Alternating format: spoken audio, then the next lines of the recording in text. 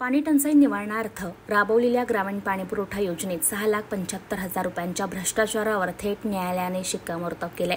न्यायालयीन आदेशानुसार भ्रष्टाचाराप्रकरणी शिरसगाव कसबा पोलिसांनी जिल्हा परिषदेच्या 2 शाखा अभियंत्यांसह सरपंच आणि ग्रामसेवकाविरोधात फसवणुकीचा गुन्हा दाखल केला.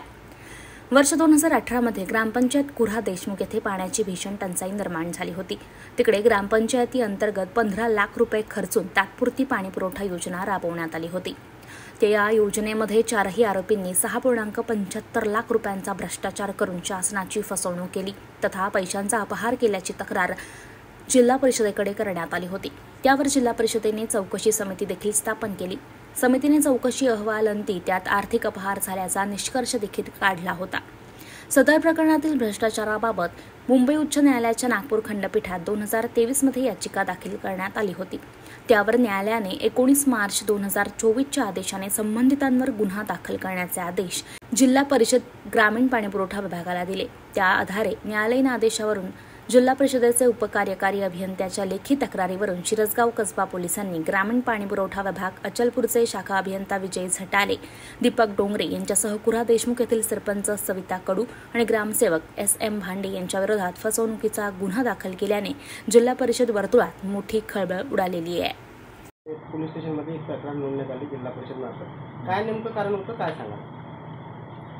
त्याचं झालं असं की 2018 मध्ये कुऱ्हा देशमुख या गावाकरिता पाणी टंचाई अंतर्गत एक तात्पुरती योजना मंजूर झाली होती.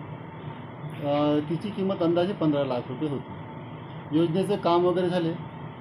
त्यानंतर योजनेत आपल्या गावातील काही लोकांनी त्याबाबत तक्रार केली आणि ती तक्रारची प्रत वगैरे आपल्या त्या तत्कालीन जे आपले जिल्हा परिषदचे अध्यक्ष माननीय बबलूभाऊ देशमुख यांच्याकडे वगैरे दिली.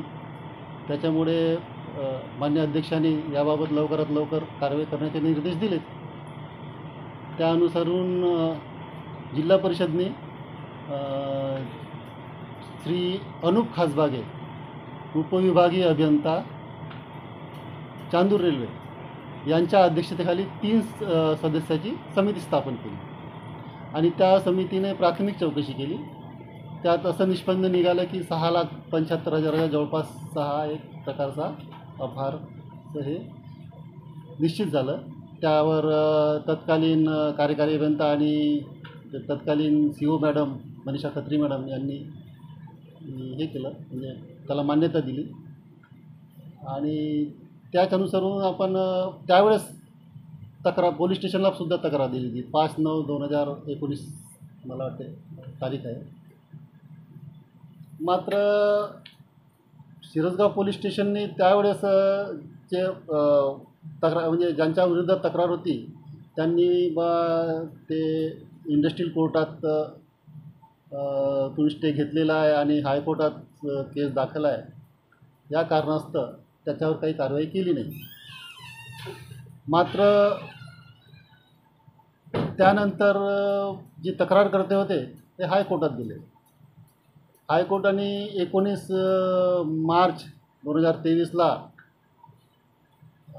असे आदेश दिले की जी तक्रार आहे त्याच्यावर पोलीस स्टेशननी पोलीस डिपार्टमेंटनी त्वरित म्हणजे 6 आठवड्याच्या आत कारवाई करावी. अशा जो चौकशी अहवाल आहे त्यानुसार एकूण 4 लोकांची त्यात नावे आहेत. सर्वप्रथम श्री विजय झटाले शाखा अभियंता, दुसऱ्या क्रमांकाचे श्री दीपक डोंगरे उपअभियंता, त्यानंतर इथल्या जो सरपंच मॅडम आहेत त्यांचं नाव कडू सरपंच आणि श्री SS भांडे ग्रामसेवक, अशी 14 जणांची नावे आहेत. आता जिल्हा परिषदने ॲक्च्युली मला प्राधिकृत केलं होतं की ती FIR नोंदवण्यासाठी. त्या अनुषंगाने FIR नोंदवण्याची कारवाई झालेली आहे. आता पुढील कारवाई पोलीस डिपार्टमेंटला करायची.